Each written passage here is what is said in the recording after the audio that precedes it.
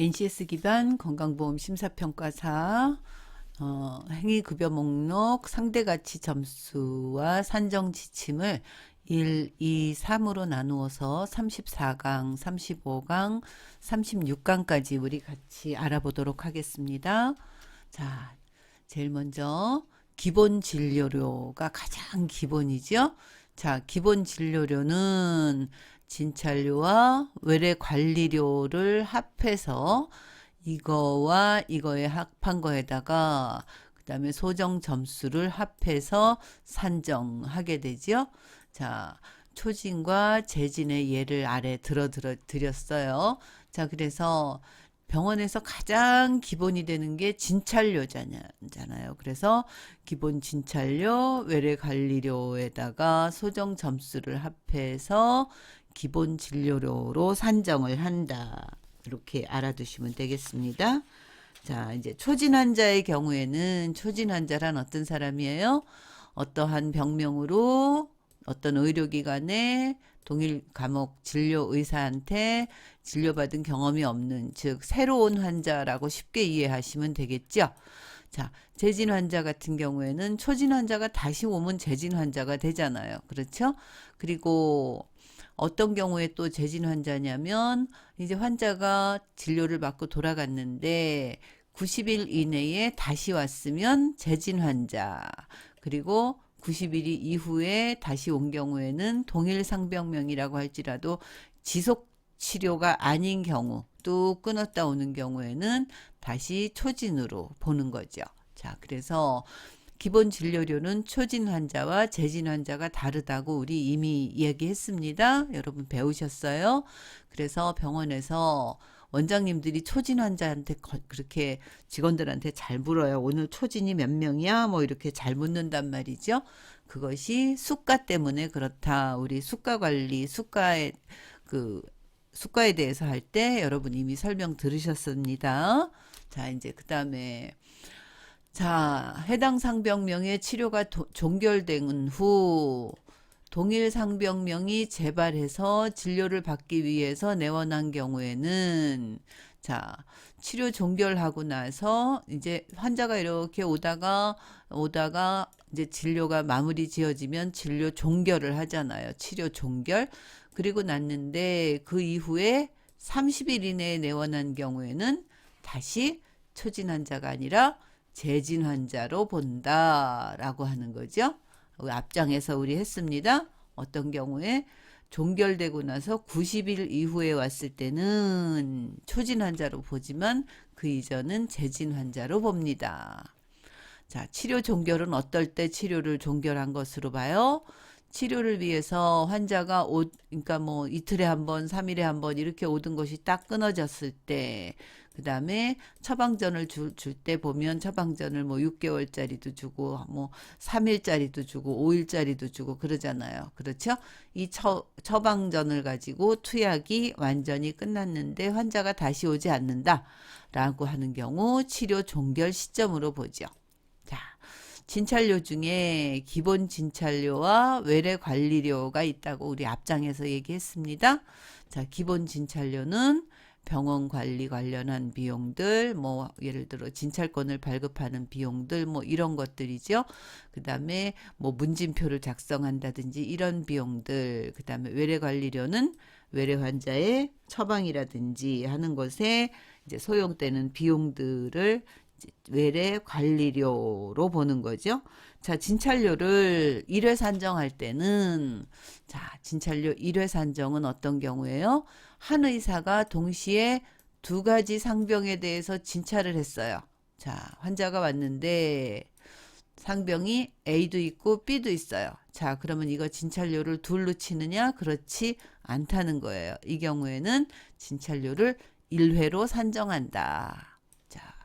어렵지 않죠? 그 다음에 하나의 상병에 대해서 진료를 계속해요. 이렇게 계속하고 있는데 중간에 같은 의사입니다. 그런데 이 중간에 다른 상병명이 발견됐어요. 그래서 이때 이 사람이 다시 진찰료를 끊어야 되잖아요. 이때는 어떻게 해요? 이 진찰과 이 진찰은 같은 것으로 본다. 그래서 진찰료를 1회 산정한다. 재진 진찰료로 본다. 라고 하는 거죠.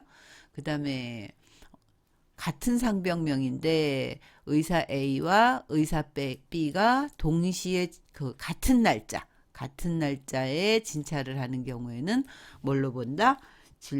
진찰료를 1회로 본다는 거예요. 1회 산정한다.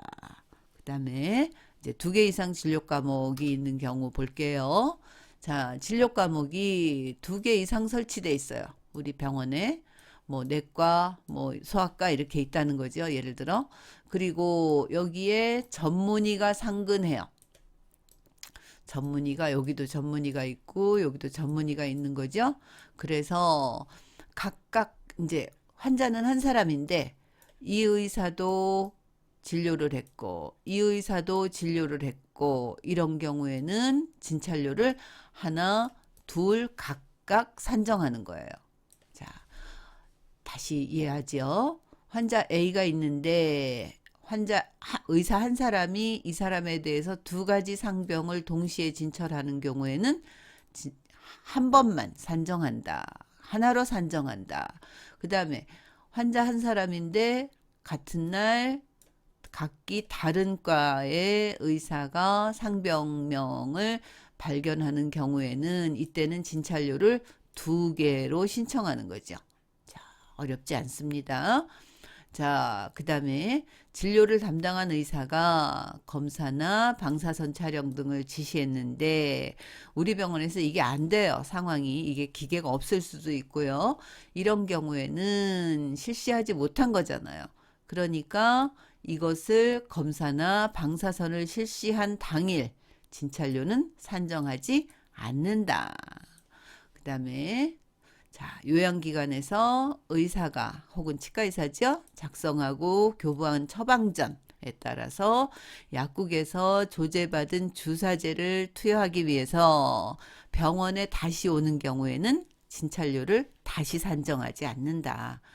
다시 쉽게 이해하면 병원에서 이제 처방전을 내줘서 가서 약국에 가서 혹은 희귀약품 센터에 가서 이제 주사제를 갖고 왔어요. 그래서 그거를 우리 병원에 와서 다시 주사를 맞는 경우에는 이때는 진찰료를 다시 추가하지 않는다라고 하는 겁니다. 자, 이제 입원료에 대해서 보겠습니다. 자, 입원료 등의 소정 점수는 입원 환자 의학관리료, 그 다음에 간호관리료, 이거 앞에서도 우리 한번 했었기 때문에 여러분 기억하실 겁니다.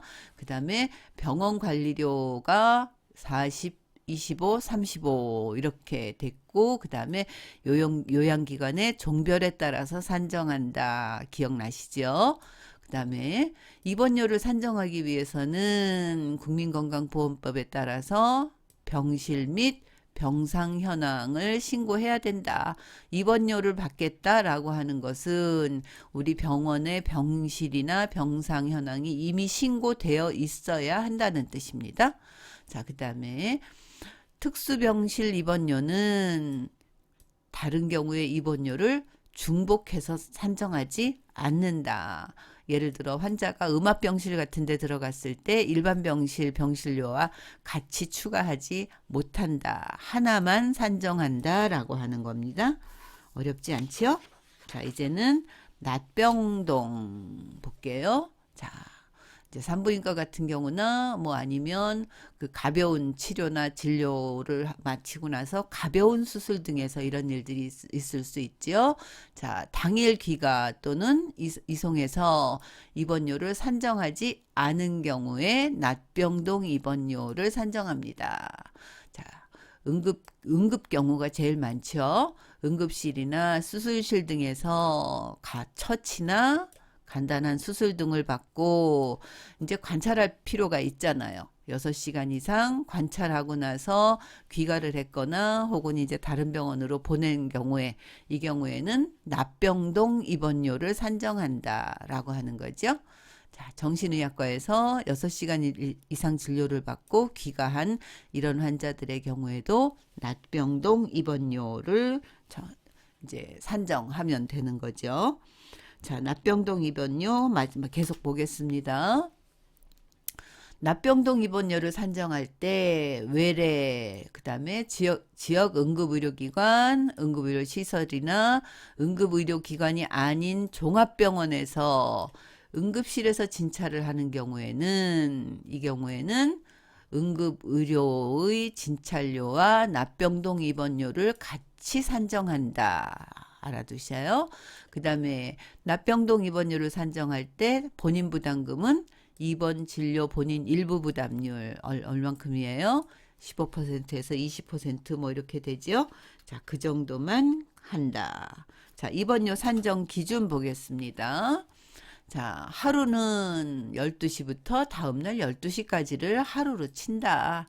아침 이제 6시까지 0시에서 6시 사이에 입원하거나 그다음에 저녁에 6시에서 24시 사이에 퇴원하는 경우에는 입원료 소정 점수의 50%를 별도로 추가 산정한다. 그다음에 오전에 6시에서 12시 사이에 입원하거나 12시에서 6시 사이 퇴원한 경우에는 입원료를 별도 산정하지 않는다. 보통 병원에서는 제일 많은 게 여기 두 번째죠. 그래서 입원하는 날, 퇴원하는 날 같은 경우에 입원료는 별도로 산정하지 않게 된다라고 하는 겁니다. 자, 이제 간호등급제 우리 한번 볼게요. 미안합니다. 이거 하나 더 볼게요. 입원과 퇴원이 24시간 이내에 이루어진 경우에 전체 입원 시간이 6시간 이상인 경우에 한해서 우리 앞에서 납병동 할 때도 봤습니다. 그럴 때 하루 입원료를 산정한다. 그리고 입원이 16일째부터 30일째까지는 해당 점수의 90%만 산정한다. 자, 그래서 입원해서 환자가 이제 빨리빨리 퇴원하는 것이 병원에도 좋다는 거죠. 자, 그리고 31일째부터는 해당 점수의 85%만 산정하고 산정 코드 첫째 자리에 9로 기재한다 라고 하는 겁니다. 간호등급제, 보통 병원에선 간호등급제라고 얘기를 하는데요. 간호관리료 차등제에 대해서 보도록 할게요. 자, 간호사, 그래서 이제 환자 2.5 대 간호사 1인 거예요. 이게 1등급. 자, 그래서 1등급, 2등급 해서 쭉 여러분이 보시면 되고, 등급이 높을수록 수가가 높은 거죠. 그것이 간호관리료 차등제입니다. 자, 그래서 상급 종합병원에서 1등급일 경우에는 소정점수의 10% 가산, 이런 식으로. 그래서 6등급인 경우에는 입원료 소정 점수만 산정되고 가산이 없는 거죠. 그래서 간호 인력이 얼마나 많은지, 환자 서비스가 어떻게 이루어지는지에 따라서 이제 그 가산이 다르다. 상급 종합병원, 종합병원 볼게요. 종합병원에서도 1등급부터 5등급까지로 나누어서, 그래서 1등급에서 5등급까지 등급이 되면 소정 점수의 10%에서 15%를 가산한다. 이렇게 알아두시면 되겠어요. 자, 종합병원의 6등급, 7등급이 여기 빠졌죠? 자, 6등급과 6등급은 그냥 입원료 소정 점수로, 그다음 7등급 같은 경우에는 의료 취약 지역 같은 경우에는 6등급의 입원료를 지급하고 산정하고, 그다음에 서울시나 광역시의 구지역에 있는 요양기관에는 요양기관 그 소정 점수, 입원료 소정 점수의 5%를 마이너스 감산한다는 거예요. 그다음에 여기에 해당되지 않는 경우는 소정 점수의 2%를 감산해서 산정한다. 이렇게 이해하시면 되겠습니다. 자, 이제 병원들 볼게요. 일반 병원, 치과병원, 한방병원 등에서 1등급에서 6등급까지는 우리 앞에서 보았던 내용하고 같죠. 그래서 6등급인 경우에는 입원료 소정 점수를 산정하는 것으로 하고, 자, 이제 7등급 보겠습니다. 7등급에서는 의료 취약 지역에서는 6등급 입원료의 소정 점수를 산정하고, 그다음에 서울시나 뭐 부산, 인천 등 광역시, 그다음 구지역 소재 요양기관에서는 입원료 점수, 소정 점수의 5%를 감산한다. 가산하는 게 아니라 감산하는 겁니다. 여기에 해당되지 않는 경우에도 점수의 2%를 감산하는 거죠. 자, 이번 시간에는 여기까지 알아보았고, 우리 다음 시간에는 의약품 관리료 산정하는 방법에 대해서 같이 알아보도록 하겠습니다. 수고하셨습니다.